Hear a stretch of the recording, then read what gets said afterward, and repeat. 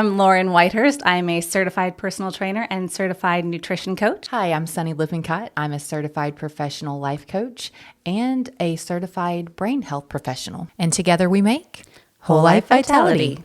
We teach whole life vitality of the mind, body, and soul, bringing the physical, emotional, and spiritual together for whole life wellness.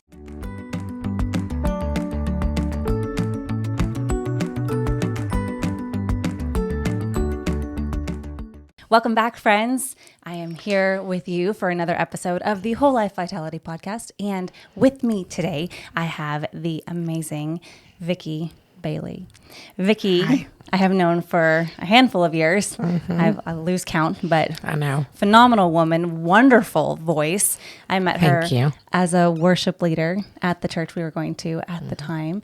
My husband was on the worship team with you, and I think maybe that's kind of what facilitated that. Yes, I don't know. I Or think maybe so. it's just that I was drawn to your wonderfulness. I don't know. But in getting to know Miss Vickie Bailey, I learned her story, and it's an inspiring one. And we wanted to come together today to share it with you. So, Vickie. Yes. How are you, my friend? I'm okay. You're okay? I'm okay. You are here with us? I'm good today. We are here. We are here. We are here.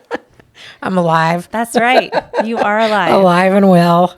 So, your life has been an interesting one. It has. You tell me about your upbringing. You're raised with mom And dad, sister. A lot of arguing in my house. Okay. A lot of fighting. My mom and dad loved me. I knew they did, but they were not good to each other. Okay. So, it causes problems with your children when that happens. Yeah. So kind of just a tumultuous kind of upbringing. Yeah. But not necessarily directed at you, but you were just kind of raised in an uncomfortable environment. Exactly. All right. Yeah. And so that kind of affected your mindset or your mental space a little bit. Yes. Maybe as you grew. Definitely. I think it's impossible for it to not affect you. Right. Yeah. What do they say? Life, no one comes out alive. I mean, it was true. It was reassuring for me as a parent to learn that whether you are the hover parent that protects your child from everything, or you are the parent who is, super loosey-goosey, go out and do what you need, whether you think you give your child the perfect childhood or not, they're all going to need therapy. I think you're right. They're all going to need therapy in the end. So just do the best you can. Do the best you can. That's about all we can do. So you grew up, you got Yes. married, you had 2 beautiful babies. I did. Yep. Yes. And chugging through life, maybe not the happiest human being, but chugging through life. Chugging through life. I mean, you've always had a really optimistic outlook, I think, even I try. in hard circumstances. Yeah. I think that, growing up, my mom had a nervous breakdown when I was really young. Okay. And I never wanted to be that way. She was very naive, and she trusted everyone. And I'm not saying that that's a bad thing. I'm just, for her, it was not a good thing. My father was addicted to gambling and then also owned businesses, so he was not home very often. I was very close to my father as a child. I went to work with him every day. We did a lot of things together. I was very close to him. But I was very spoiled and thought that the world owed me everything because my daddy handed me everything I wanted. See, and there was fighting, but he yes. made up for it in probably attention because he felt guilty, and then Probably. you felt like you had to receive everything that you wanted. So I think they lost everything when I was about 17, I believe. That's a hard age to have that kind of transition. It was hard, but you know what? It was probably the best thing that ever happened to me. I learned how to be an adult. Yeah. I learned that the world did not owe me a thing. I learned how to take care of me. Yeah. And I think that for me, it was good. Yeah. For my well-being as an adult, I think it was good. So when did you start singing? Oh gosh, I started singing. My dad took me to a concert when I was like 4. Wow. And I walked out and said, I'm going to be a rock star. Yeah, you are. Which is funny because how many small children are like, I'm going to be a rock star, but then you actually did it. I did it. So I started doing musical theater when I was 13. Yeah. And I was the wicked stepmother in Cinderella. Oh my gosh. And I remember I had 3 solos or something like that. I don't know. My brother-in-law was the director. He was not my brother-in-law at the time, but he was the director. And I'm sure he still has a videotape of it somewhere. But it was so fun for me, like being on stage. I loved it. I mean, I took dance my whole life, so I'd been on stage. But I really loved theater. And so from there was a place in Mobile called the Entertainer Dinner Theater. So I started doing shows there. And then 16 or 17, somewhere around in there, my aunt said, hey, there's an ad. Somebody needs a singer. I went and auditioned. Why not? That was the end of theater, straight into the bands. And haven't quit since. Wait, so how old were you at that point? About 17, I guess. Oh my gosh. Somewhere around in there. That, seriously, Maybe 18. that's I don't like, know. I feel like that's the dream. I used to watch people on MTV around 17 and 18, right? And I would see MTV and I'm like, oh my gosh, they're so cool. And like, I'm just going to sit here and hide because even the thought of public speaking at that point for me just would make me want to like cry. I would just cry. Yeah. It's beautiful. I get that. Even though I was in front of people all the time, public speaking was not my thing. Even when I was on stage, I didn't want to talk to the audience. Yeah. Just play the music. I don't want to talk. That's so funny. I don't know why I was like that. But, Well, you're saying someone else's words instead of your own. I guess. So maybe that's I don't why. know. I don't know. That's so interesting. But anyway, I did that, and I got married and quit music for a little while because he didn't want me playing with other people. So he was a keyboard player. So He didn't wear the sign when you met him that says does not play well with others. He didn't have that warning label on him when you met. That's too bad. It could have saved you a lot of trouble. So, I think that it was a good thing for me at the time because I was drinking a lot. Okay. I was probably in a bad place. So, yeah, I think at the time it was good for me. And I've got 2 beautiful boys and they're amazing.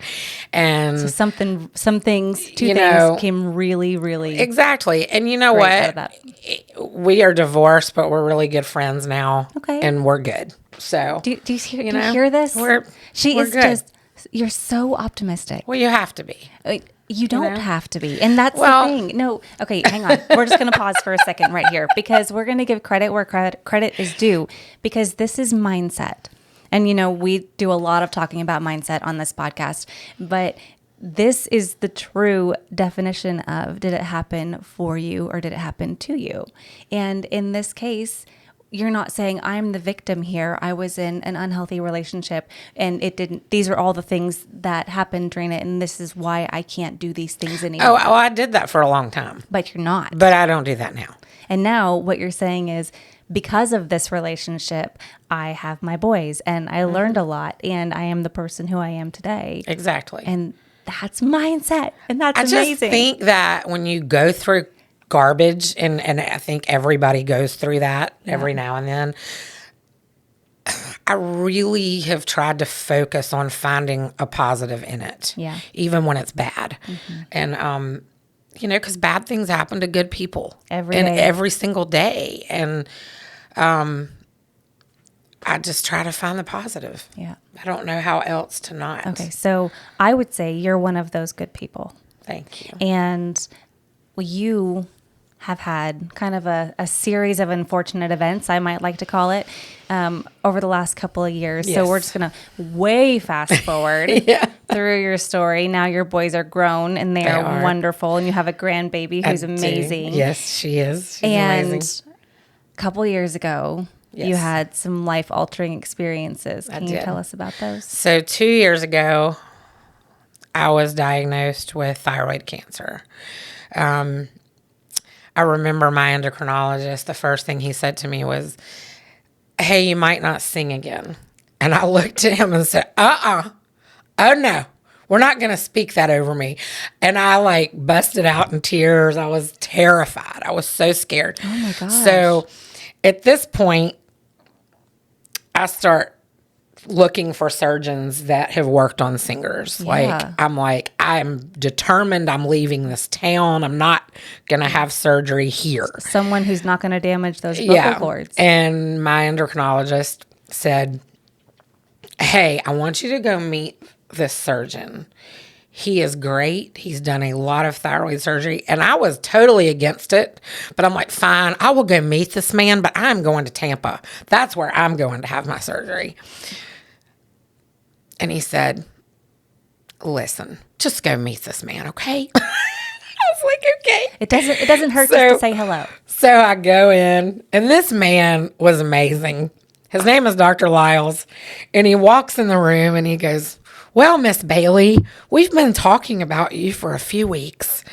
And I said, oh, he goes, you're the singer, right? And I said, yes, I'm the singer. As a matter of fact. And he has this whole thing drawn out for me already. Like how he's going to do it, how he's going to save my vocal cords, everything.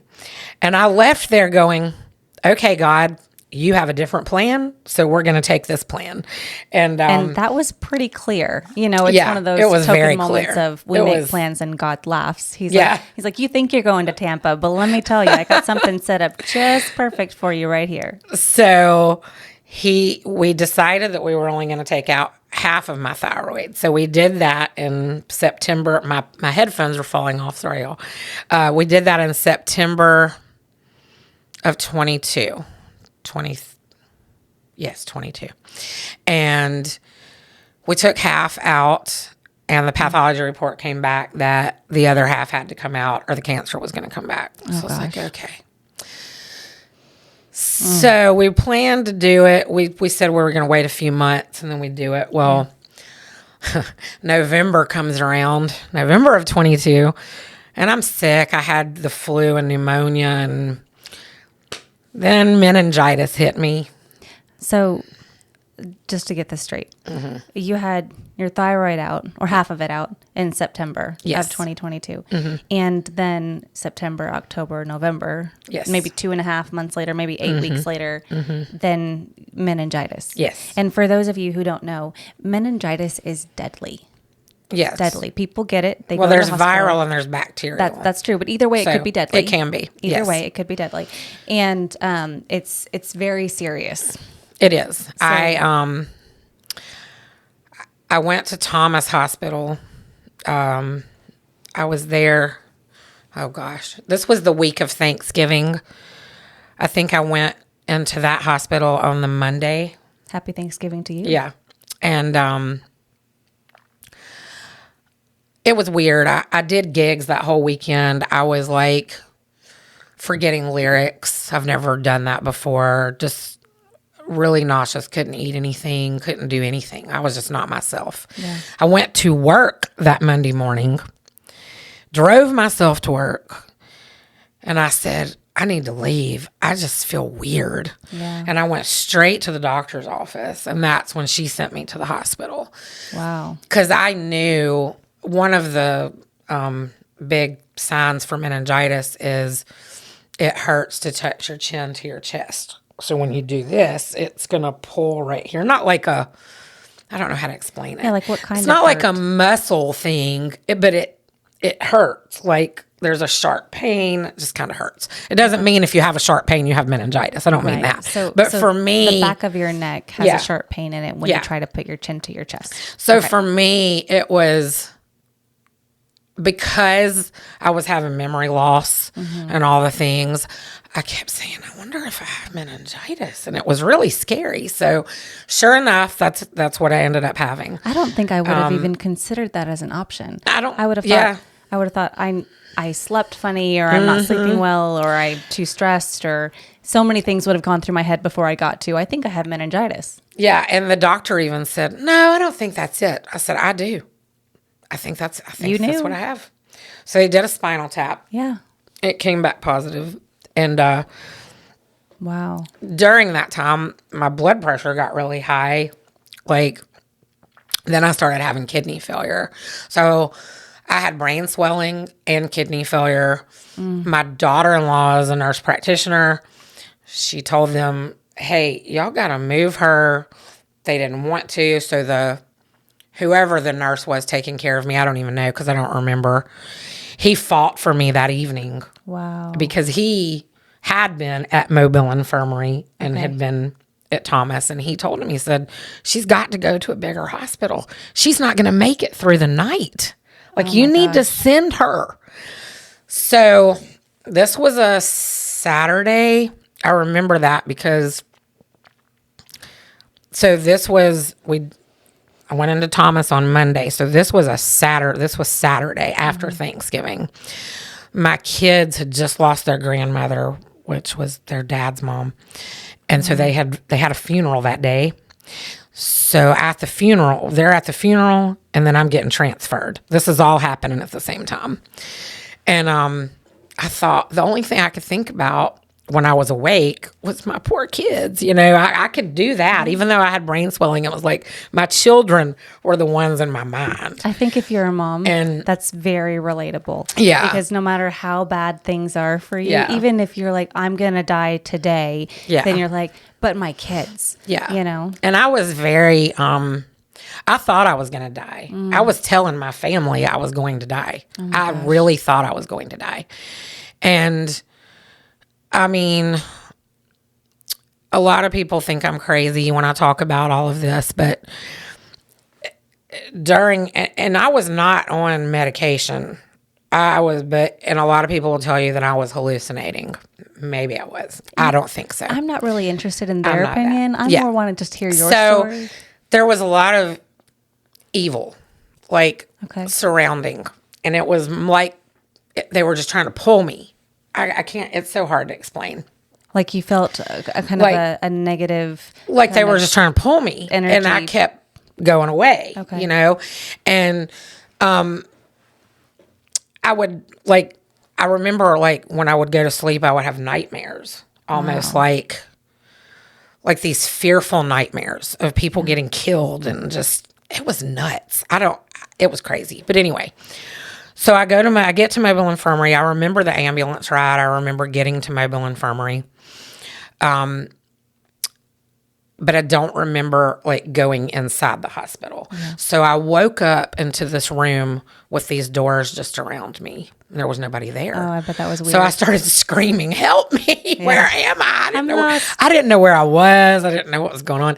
So this nurse came in and she goes, "Sister, you just got here. Chill out."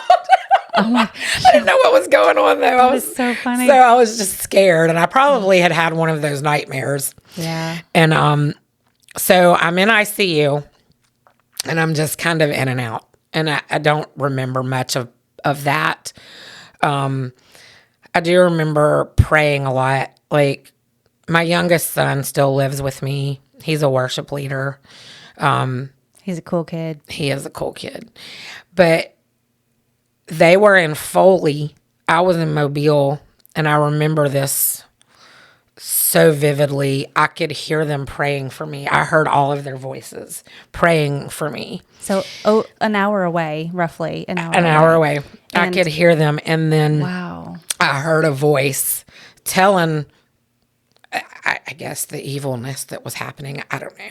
You cannot take my child today. She belongs to me. Today is not the day. Today is not the day. After that is when I woke up, I was fully awake. Wow. The kidneys started working. They got a little better. You turned a corner. I did. I turned a corner. Sunday, my family came to visit me. I remember all of that. I had some friends come. I remember all of that. So you went to, just to get a timeline, you started feeling bad. You went to the doctor on Monday. You went to the hospital on Monday. So this is a full week. This is a full week. This is Sunday. This is Sunday. Okay. On Monday morning, I went into a regular room, y'all. Just a regular room. Out of the ICU. And out of the ICU. And I was just, the night before, when I was still in ICU, but I was awake, I asked my nurse, I said, I need my glasses and my phone. This was after everybody was gone, visiting hours were over. She plugged my phone in for me and she handed it to me. Nurses are amazing. They are amazing. Yeah. And I turned on a praise and worship, just a random praise and worship set list. And I prayed the entire night. And I'm going to cry now. And I said, God, you know, my oldest son, his life is together and he's going to be okay. If I died right now, he's going to be okay. He's grown. But my youngest one, that was my biggest thing. I was just like, Nick still needs me. Not saying Brandon doesn't need me, but I knew. But at the time, in 2022, he really did. Yeah. You know, he's done a lot of maturing in these last couple of years. And I just started begging God to let me stay. I wanted to be here for my family. I didn't want to leave my grandbaby yet. I wanted to see her grow up. And I just began to pray. Yeah. And that's, like I said, the next morning I went into a regular room. But, you know, when I left the hospital, which I don't even remember what day that was, it was probably either the end of that week or maybe the beginning of the next week. So maybe a full 2 weeks in the hospital. Probably. Because, you know, even when I got moved to a regular room, I still had a catheter in me and, sure, you know, all the things. I was very weak. I'm sure you almost died. Yeah, I was very weak. But I remember walking, they were wheeling me out of the hospital, and I just cried because I saw the sun. Aww. And I thought, they're wheeling me to my car, and I'm like, thank you, Jesus. Thank you. Thank you for another chance at life. Like, I was just so grateful. And I'm still incredibly grateful. Like, so grateful. But I had to go to counseling. Yeah. But I actually pulled up some Bible verses that I wanted to share, because these verses are what helped me, because I had such a spirit of fear, which I think comes from childhood, honestly. But I think that's really common. You know, I love that song, Fear is a Liar. I love that song. It's one of my favorites. Because too. it's true. Because if you're sitting in a spirit of fear, there is not truth there. Yeah. You know, it is either a discerning, hey, this isn't the right path for you, move and do something else, which that is not fear. Or it's a discerning, there is peace and everything will be okay. Exactly. So I had talked to John Martin, who was my son Nick's mentor for several years. And we were talking, and he said, you know, you can be visited by the spirit of fear and the spirit of death. Okay. And that might have been Interesting. what you saw in the hospital. Okay. And so these verses have been my favorite. This is one he shared with me that I've known my whole life, but I'm terrible at memorizing them. So 2 Timothy 1:7, for God gave us a spirit not of fear, but power and love and self-control. Yep. And that is a verse I read every day because I was so scared. I was so scared that it was going to come back or whatever. I don't know, just terrified. And then the other one is Isaiah 41:10. Fear not, for I am with you. Be not dismayed, for I am your God. I will strengthen you. I will help you. I will uphold you with my righteous right hand. I love that verse. One more and I'll stop. But you can go on all day. 1 John 4:18. There is no fear in love, but perfect love casts out fear. For fear has to be with punishment. And whoever fears has not been perfected in love. And so that doesn't mean that there's something wrong with you if you fear. No. It just means that it is not from your creator. Right. That it is not from a place, it's not from the Holy Spirit. It's not from a place of love, a place, it's from a place of darkness that's there to drive you in a way that's not going to be good for you. Exactly. So those verses helped me a lot, and I read them over and over and over, and still didn't memorize them. You know what? If they were in song form, you probably would have known. You're right. Them. Song form, I'm good. You got all those lyrics down. But yeah, it was a tough time, and it was really hard for me to get back to me. Yeah. And, But I feel like know. you never really did get back to you because you grew into someone else. maybe. Yeah. Because I think that, as some people may know, 7 weeks yesterday, I had a car accident. it's been an interesting couple of years. I'm going to tell you what. And I fractured my back and my ribs, and It was a miracle that you walked away from it. It was a it was a bad car accident. So I remember somebody coming to the hospital and they said, "You're so calm." I don't know. You're like, what's going to happen? Like, I already worked through all the fear. Here I am. God saved me once. He'll do it again if I'm supposed to be here. and it was really weird because there wasn't, I mean, now, don't get me wrong, there's fear right now. Yeah. There is fear to drive again. I still have not done that other than around the block. There is fear in a car, even when someone's driving me. Oh. Like, so I have to pray through that daily. Yeah. Daily. But you don't let it cripple you. No. You see it as an opportunity I to do. grow, Yes. which is huge. Right when I had the car accident, it was really strange. It was like this lady just appeared. Like she was there within 2 seconds. An And actual lady? Yes. Okay. She held my hand and she started praying for me. Wow. And I think that might have been why I was calm. I don't know. A friend of mine had called me, Cassie. She called my phone, and I don't know why I didn't answer it. This was right before the wreck. And I didn't answer it. And I remember the woman saying, "Who can I call?" And I said, "If you'll just push that button right there on Redial. my phone, she can call my family." Yeah. And that's what we did. Yeah. So, but they thought they were going to have to cut me out of the car. But when they touched my driver's side door, it fell off.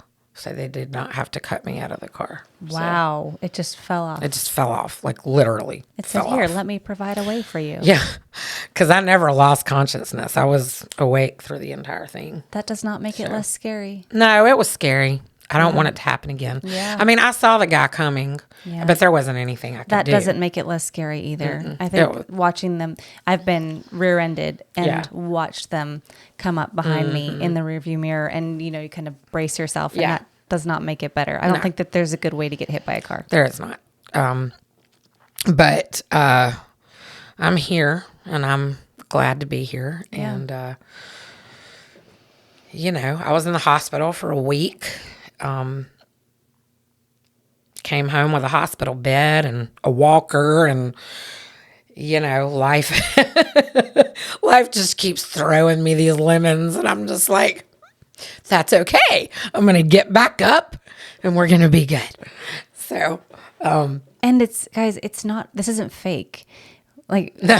the optimism it's not fake. Like, this is truly who you are, and these are the choices that you've made. We started working together, maybe, was it a year ago now, 6 months ago now? I don't even no, remember. it's probably been a year. It's probably been a year or more. Okay, so we started working together, coaching and training about a year ago. And when you came to me, you said, "This is not how I want to be. I want to live a long life." And how old is your grandmother? My grandmother's 102. She's still alive. Still alive, still kicking, right? Still has her full mind. She's amazing. I mean, right? she forgets things. Don't get me wrong, but yes, Come on, she's I'm 102. I'm 40 and I forget this. Yeah, she's 102. So. And so I'm like, that's a really great genetic pool right there. I'm just saying. So the fact that you see that as inspiration, which is amazing, and then you see where you are and what you've been through and said, this is not what I want. Where I am is not where I want to be. Yeah. And I want a better life for myself. Yeah. And that, again, is a growth mindset. You came and said, I want to improve. And so because of that, your body got stronger. It did. And your mind got stronger. And you got more determined. Yes, I did. And then this wreck happened, and I feel so weak now. Like, I'm going to have to start all over again. But I'm in physical therapy and I'm getting there. But it's not starting over because you already have that foundation, Yeah. the foundation of knowing what Yeah. you are capable of, really. So in case y'all don't know, Lauren is amazing. This woman is amazing, y'all. Like, seriously. If you need anybody to train you, she's your girl. Even if you just need somebody to talk to, she's your girl. She's really awesome. You are so sweet. Yeah, she helped me so much. She doesn't even know how much. So You are a joy. thank you. You make it fun. Thank you. I was like, I'll tell y'all another little story. A couple of weeks ago, somebody said to me, man, life just keeps crashing you down and I feel so sorry for you. I said, no, don't feel sorry for me. Be happy that I'm here to tell my stories. That's right. Like, I really don't want somebody to feel sorry for me. Yep. Like, I'm just so grateful that I'm still here. And then I had another person said, what keeps you going? And my children, my grandbaby, my kids are amazing. Like, they don't even know how much they help me. Yeah. Nick is 22 and he's a worship leader. And he reminds me every single day that I need to learn to trust. Trust, Mom. You've got to trust in him. And I don't know. When you are a person that wants to be in control of everything you do because of your past and your pain that you've been through, that is hard, even if it's God. It's hard. Yep. And so through this whole thing, I just want y'all to know. So even when so thyroid cancer, somebody did a benefit for me. Meningitis, people were there for me. This wreck, y'all. So friends, they did not, one of my friends, Betty, that I met her on the worship team at Celebration as well. She stayed with me at the hospital, and she's got 2 kids and a husband at home. Mm-hmm. She never left my side. The one night she did leave, my friend Miriam came and stayed with me. Mm.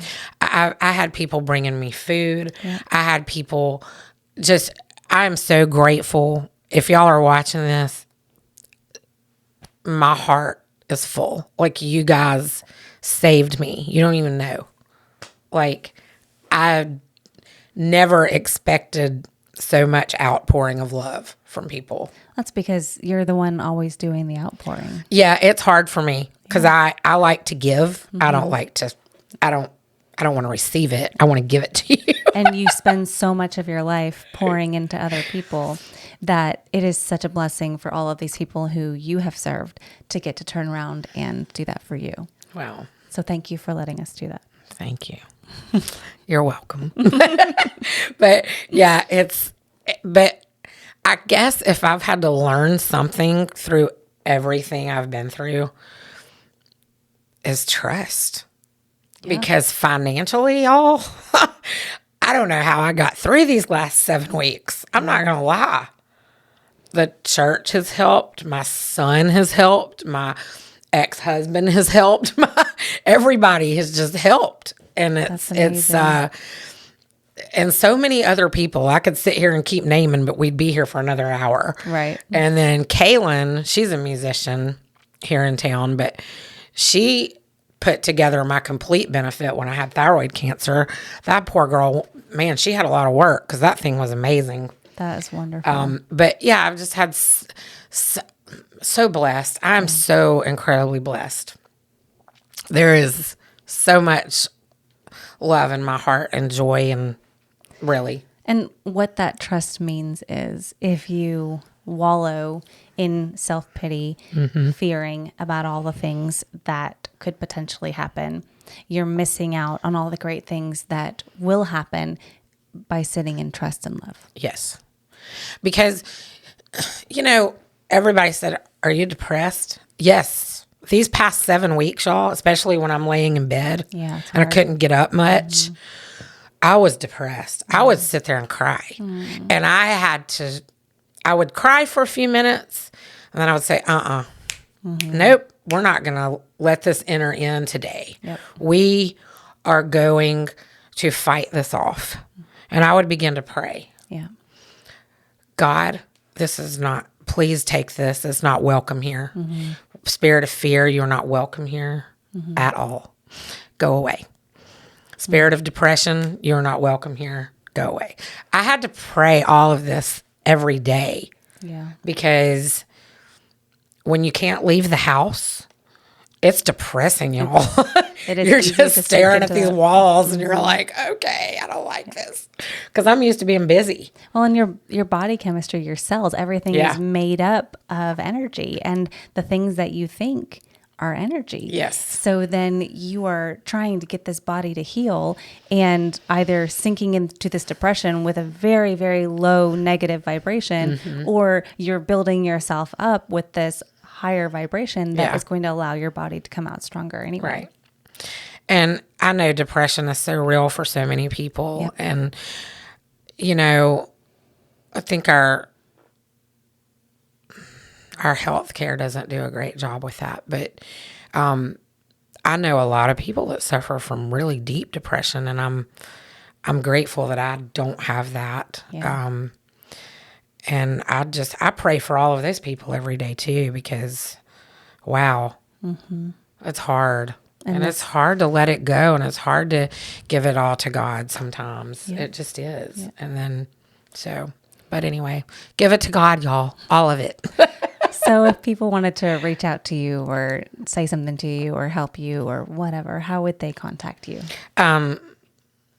Facebook Messenger or my phone number. Are you just on Facebook? Are you any other social platforms? I am. I'm on Instagram. I don't use it a lot, but it's there. I think every time you post on Facebook, it goes to that anyway. So primarily Facebook is Yeah. where you are. Yeah. Okay. And we'll tag that link below. We'll put it in the description.